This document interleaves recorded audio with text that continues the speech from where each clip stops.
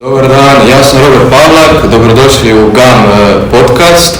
Za početak da predstavim naše članove, ovo je naša druga voditeljica Korina. Ja sam Korina Matak, idem u 4. razred i dodatno uz GAM pohađam glazbenu školu.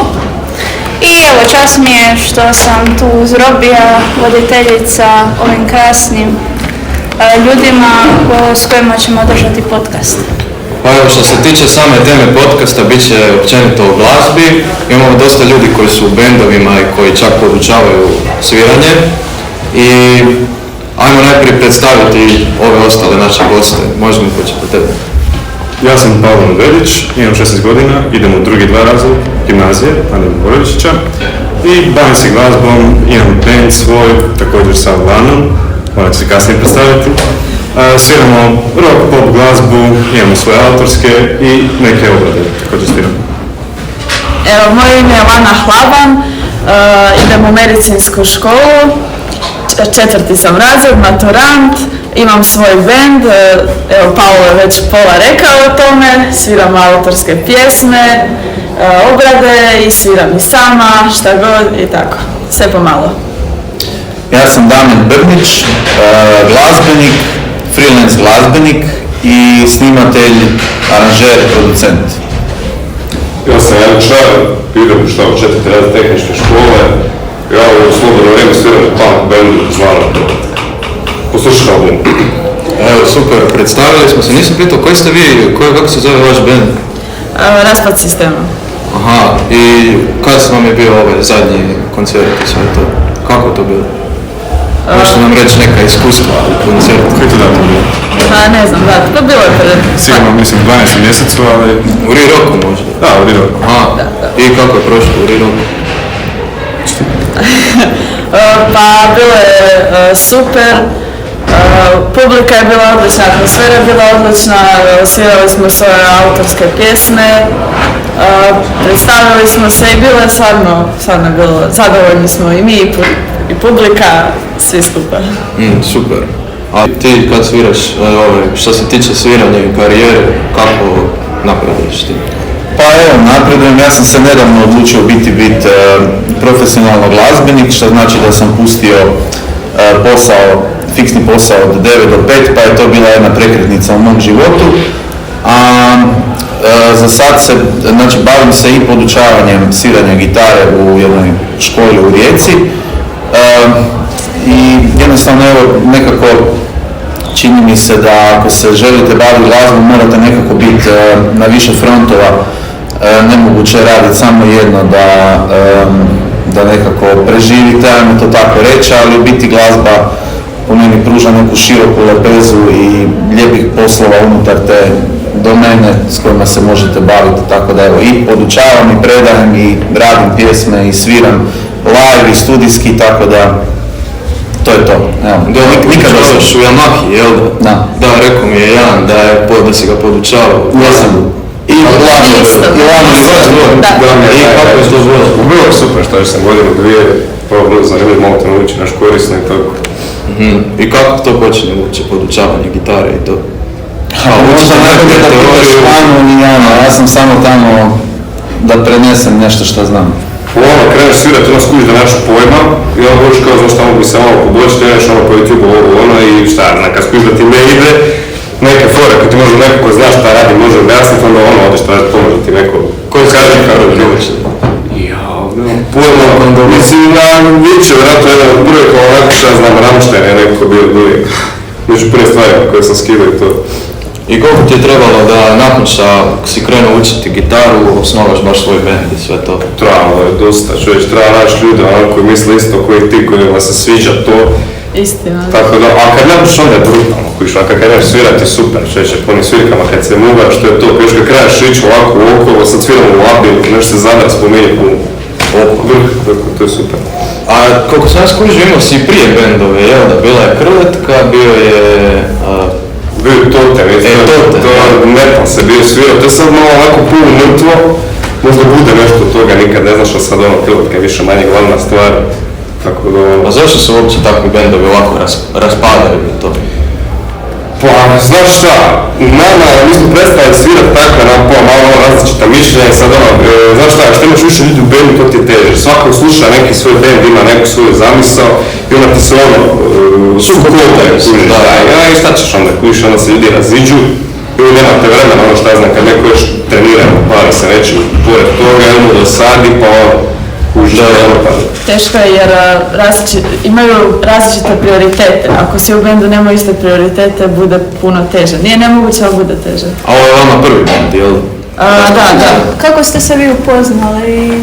To nas zanima. Pa mi smo išli kod istih u multimedijalni centar, u Klani, svi smo tamo učili, neko uče bubnjeve, neko gitaru i oni su tamo svirali i Goran Rubeša je bio osnovao bend, a mi smo imali pjevačicu, ja sam tamo htjela i svirati gitaru, rekli su da je prekasno, da se prijavim sljedeće godine i moja mama je radila u dućanu i rekla da je meni baš jako žao jer sam ja htjela nastupati, ja sam htjela pjevati, oni su bili kao, ona želi pjevati jer u biti najčešće kad neko ima 11-12 godina želi sve osim ići na pozornicu.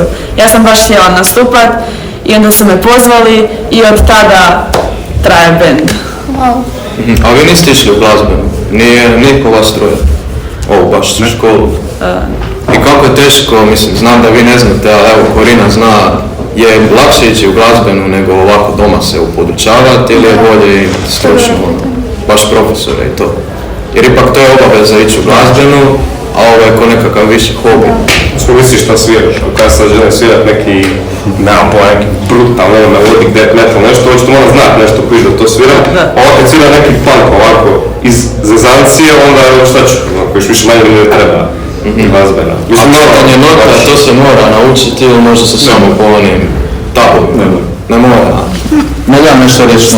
Pa korisno sigurno dođe kasnije. Znači evo ja sam baš primjer koji nemam klasičnu glazbenu naobrazbu. Ja nemam završenu školu.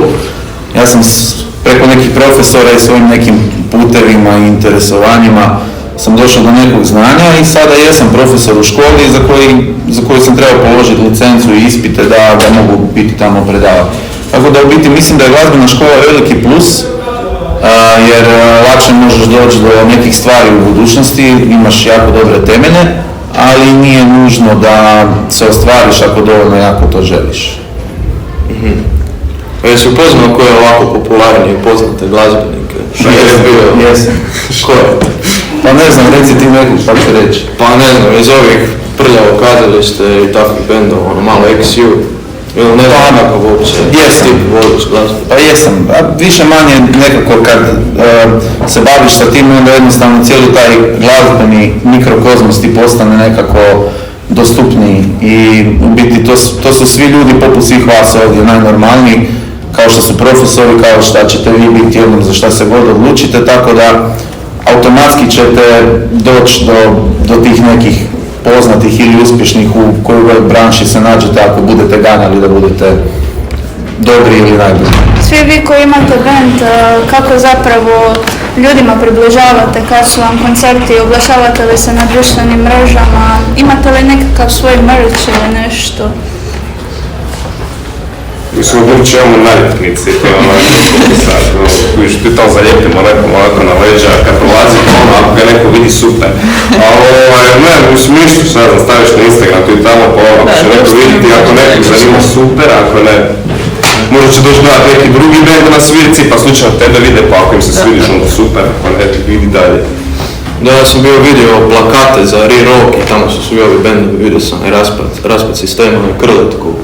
Pa kao, kako se taj Re-Rock organizirava, mislim, vi dobite nekakav raspored, kao želite kada biste htjeli, u koliko sati ili vas oni na mjesto po popularnosti, tipa to? A mislim, ti se prijaviš na Re-Rock i onda sad recimo zove, bilo ti dosta ovih većih bendova i to ti onda prvo objave i normalno kužiš da će biti glavna stvar kojiš pod spotlight, da, mislim to tako i treba biti. I sad gdje tu ubacite, kojiš ja se ne bi želeo da sviram, ni prvi ni zadnje da sviram, bitno da se svira, kojiš to, šta sad. No, mislim da je svima velika čast, ja sam isto, kad sam kretao sam išao na te Re-Rockove sa svojim nekim prvim bendovima i to koje iskustvo je nešto što vi svakom poželi, onako ko neki starting point. A to treba reći da udruga Rock organizira taj festival već godinama i svaka im čast na žrtvi i požrtvovnosti, na svemu, na trudu. Evo, to je to, ja sam baš fan. Zanimalo me još nešto što se tiče opreme koju svi koristite. Koliko je nužno imati kvalitetnu gitaru recimo ili baš dobre zvučnike ili možete naučiti dobro svirati bez da se dobro čuje i onda recimo dođete na stage i dobro zvučite? Čuje, stari momak, ti želiš nocirati možda najvećem hrampu od gitare naučiti, samo što možda će ti biti lakše ako imaš neku dobru gitaru, ali sad nije ti toliko ni bitno. Recimo, znaš šta, kad sviraš recimo na roku super stvar što u palku ne moraš nositi svoja pojačala, onako, sve stvari, to je onako gitara i kabel i to je to. A tebi kako je tebi? Pa da, mislim, isto može se naučiti na bilo čemu praktički, ali to za nastupe bi bilo potrebno malo ozbiljnije opreme. Ste snimali koji album tog tipa ili nešto tako? Pa mislim, nismo stigli, ali sad krećemo, dogovorili smo s jednim producentom. Snimili smo prvu pjesmu Matricu, a trebamo još snimiti. Da, samo čekaju mene. Kod koga snimate album? Kod koga? Nemam pojma. To bolje znam. Super! Mi ne znam, mislim da ćemo to. Nije, ja još nisam stigla ići. Sad još je čovjek bio nešto bolestan, uglavnom Borna je kolega u bendu koji to je sve osigurao, tako da smo mi došli na gotovo, zahvaljujući njemu. To mi je super stvar. Znači, sad kad smo snimali bilo album kao 12. mjesecu Topčina, kuš u škole se preko tjedna i onda subotu nedu si 12 sati tamo gore u studiju i ništa super. Preko koga vidi? Mi smo ti na Kozala snimali bili kod Jureška, on ti u Ulju svira gitaru. A isto, ja mislim i naš negdje na Kozala. Da, možda na Kozala. Da. Moguće. Ja sam u fazi snimanja svog prvog instrumentalnog albuma. A koliko si albuma prije snimao i sve to? Pa ne mogu se pohvaliti sa nekim velikim brojem albuma, ali sa nekih 10-15 singlova se mogu pohvaliti gdje sam snimao gitare za razne glazbenike, od Nino Belana do, ne znam, Daniela Benija za Šajetu, možete me čuti na tim nekim snimkama. U biti zadnji album od Šajete sam kompletno sve sam snimao, ne sam snimao nego svirao gitare i neke aranžmane sam radio. A evo, sad se opet vraćamo koliko glazba može biti široka, znači to je isključivo rad sa nekim izvođačima, umjetnicima. Evo, sudjelovao sam na ovogodišnjem RTL Superstaru, tako da kad biste vidjeli nekog izvođača koji pjeva na audiciji, čuli neku mjuzu u pozadini, to sam vjerojatno ja radio. Ja ili još 2 producenta u Hrvatskoj. Znači ti si i na pozornici, da tako kažemo, i iza sa opremom. Upravo tako, da. Ti se snimao s albumi. Evo sad smo taman čuli i spomenuli se Superstar. Kako je to da si se ti prijavila, odakle ta hrabrost? Pa dosta su i moji bili kao ajme Superstar, prijavite se, ovo je prva sezona, bit će zanimljivo, niko nije znao kako će to izgledati, u biti ništa. Niko će biti u žiriju ni ništa, bilo je baš onako veliki hype oko toga i ništa, jedno popodne je bilo meni jako dosadno i prijavila sam se, doslovno iz čiste dosade. Prvo sam bila kao neću, ali sam se uspjela prijaviti. Hrabrost, a ne znam, treba imati hrabrosti u glazbi, to je jednostavno što dođe usput. A koji ti je onako nešto čega se najrađe, najljepša uspomena nekako iz tog šova? Pa što sam upoznala jako puno ljudi. Ljudi tamo su stvarno bili super, svi su bili jako druželjubivi, svi su pomagali jedni drugima, atmosfera je bila odlična, cijela produkcija, ljudi iz produkcije i moji koji su bili sa mnom, svi smo se smijali cijeli dan, bilo je baš zabavno. Da, evo kad smo spomenuli već Superstar, u žiriju je bila i Mika Turković. Čuli smo da surađujete s njom, od kuda ta suradnja, kako je to počelo? Pa suradnja je počela u biti preko mog kolege gitarista Ivana Pešuta, koji je ujedno i njen producent. Pa desilo se ono nekako najsmješnije, da nije mogao neku svirku, pa me preporučio, pa nekako je to sve skupa kliknulo, ali evo sad po friškom je nova postava gdje su 2 električne gitare u bendu i klavijature, i bas, i bubanj, i ženski back vokal i Nika, tako da veliki band sa backing trackovima i sa svim onako nekim modernim stvarima i onda evo, treba na jedan veliki kombi da svi stanemo pa onda idemo na putovanje i baš to je super. Jako lijepo. Da. Mene je zanimalo šta vi mislite o novom ovom kao, da tako kažemo, stilu glazbe, trap i sve te spikeri. Vidio sam da je 2023. od Baksa Dopamin bio album godine, pa malo da prokomentiramo sad taj novu tip glazbe. Pa evo, ne znam, neki moj stav prema tome je da jednostavno svaka neka generacija i svaki neki moment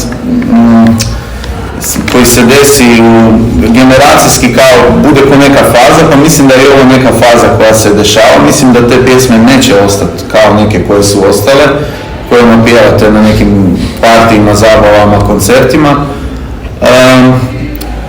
Mislim, ovo što ću sad reći, ljud sam što ću sad to reći, ovo je možda čak, taj trap pokret je po meni možda čak ko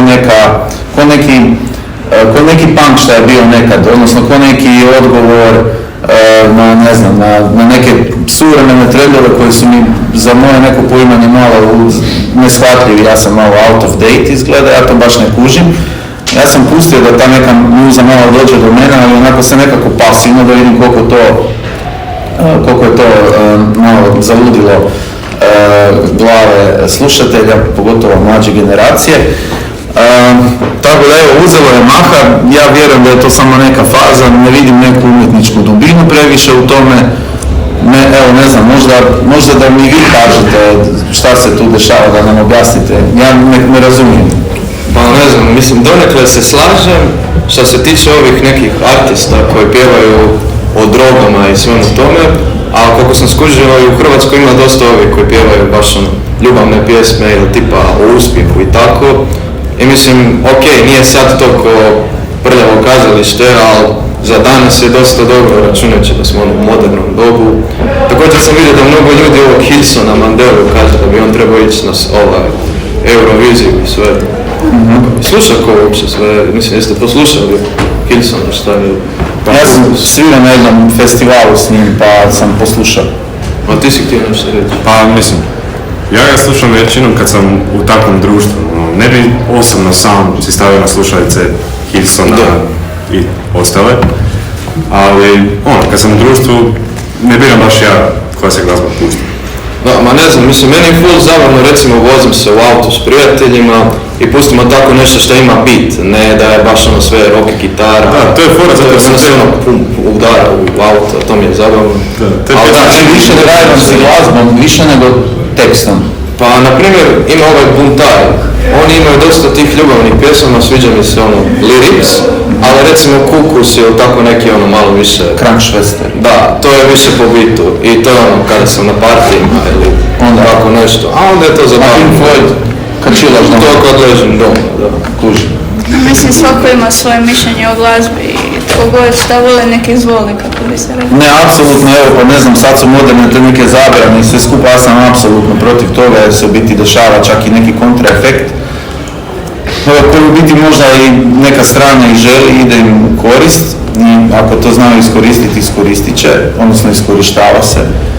Ali mislim da da sve treba biti dostupno i kogod, mislim u biti i je dostupno, pogotovo sa tim glazbenim platformama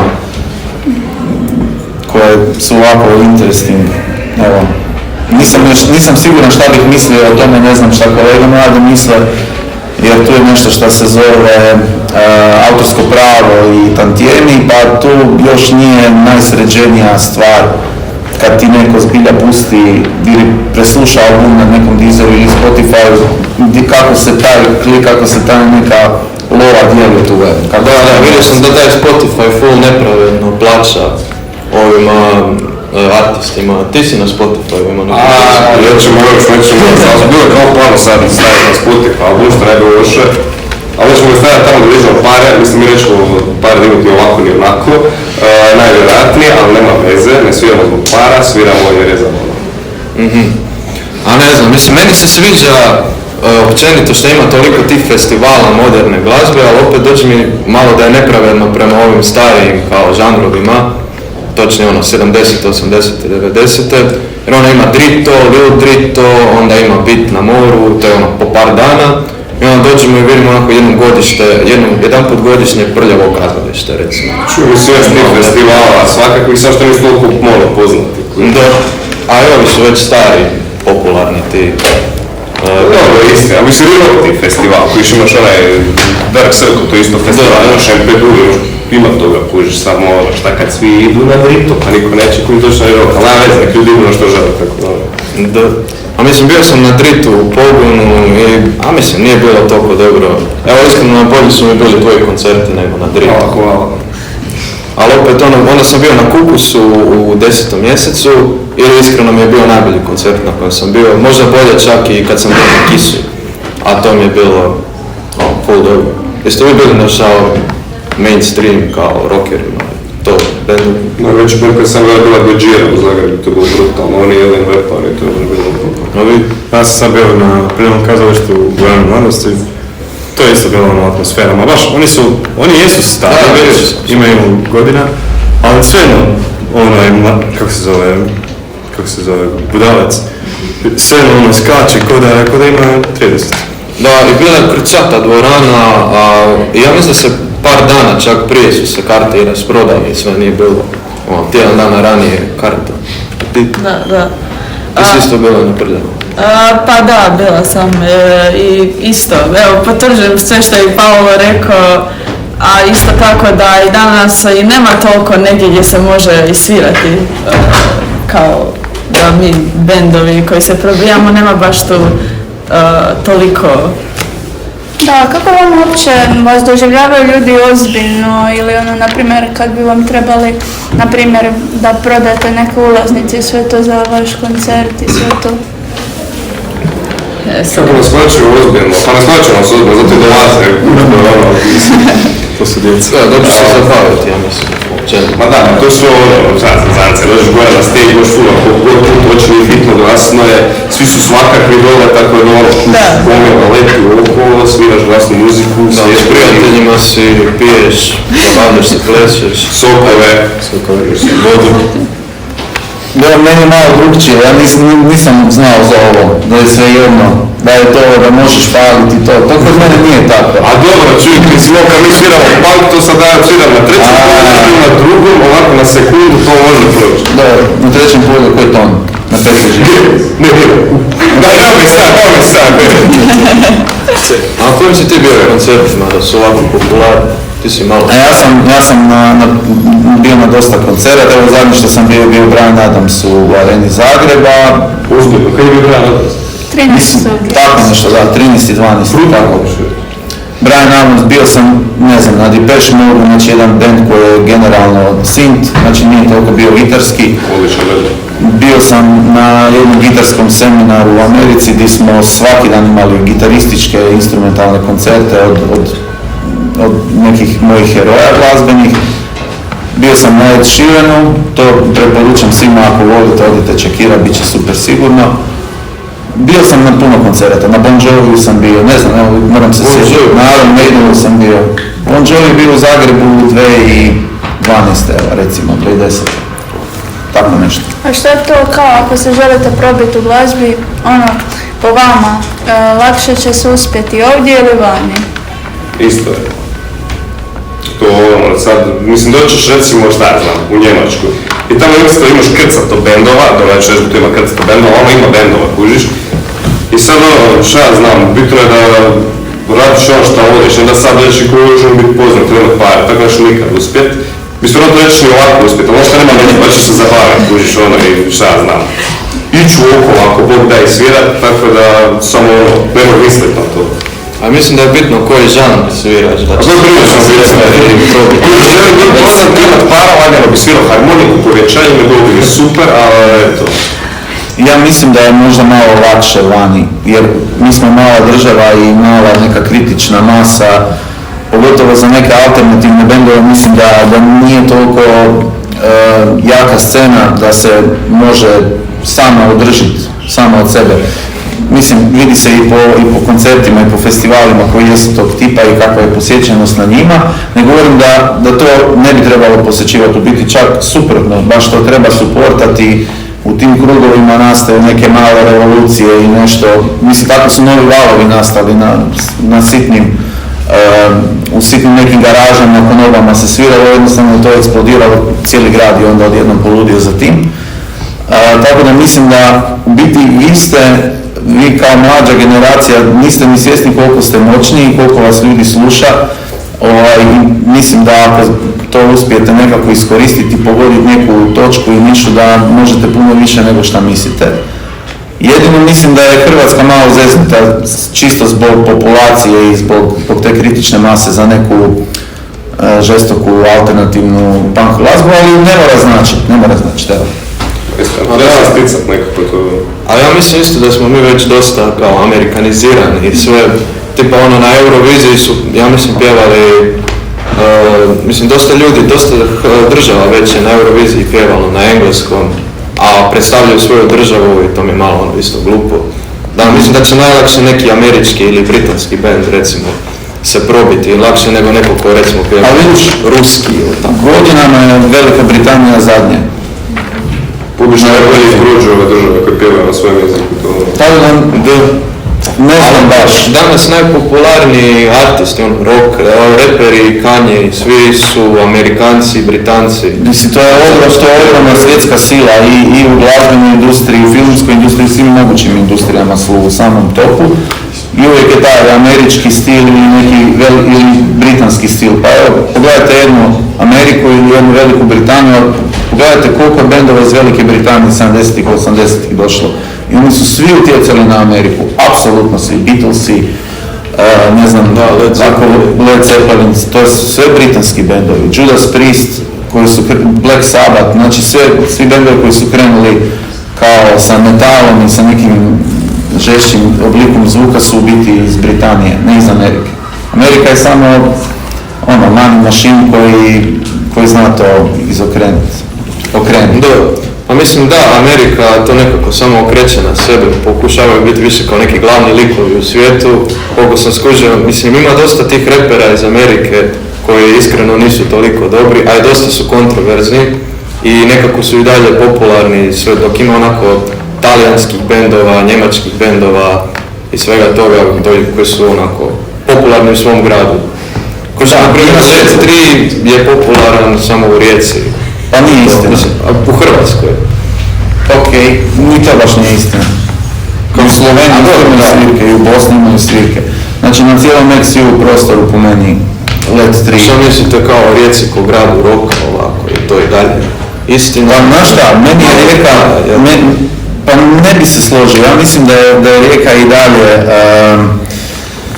se može tako nazvat. Zašto? Zato je Rijeka jedina koja je u nekom bivšem sistemu imala neki kao glazbeni novovalski pokret otpora uz Zagreb. Svi znaju Azovu i te varijante, ali mi smo isto imali bendove koji su prkosili nekim sistemima. Dobro, nećemo sad u neku politiku ili svašta nešto, ali grad čine ljudi, a mi smo ljudi koji, ja se nadam da i dalje jesmo, mada smo malo generacijski se promijenili možda, ali i dalje volimo reći kako stvari stoje, pogotovo mladi bendovi, punk i rock usmjerenja. Tako da mislim da će Rijeka zauvijek biti grad roka, to je uvijek neka crtica koja će ga po duši nekako obilježiti, a sad da li je to sad u ovom piku ili malo jače, malo niže, to... Što vi mislite ko nadolazeći rockeri, band popularni? Pa mislim, mi smo došli tu na tu scenu s tim da je to bio grad roka, ali sad ne znam kako mi možemo imati to mišljenje o tome kad nismo ni učestvovali u tome. Mislim, ja nemam iskreno nekako mišljenje. Mislim da je grad roka, jer su mi to rekli da je grad roka, ali ostalo ne mogu znati. Pa super, mi je to sve čuti. Nažalost, prošlo nam je već 5 minuta od kad smo trebali završiti, malo smo potrajali. Pa evo, sad ćemo završiti ovaj podcast. Bilo mi je drago što smo čuli sva iskustva i sve. Evo, nama je drago da ste nas zvali. Hvala što ste bili super voditelji, jedan spontani aplauz za voditelja.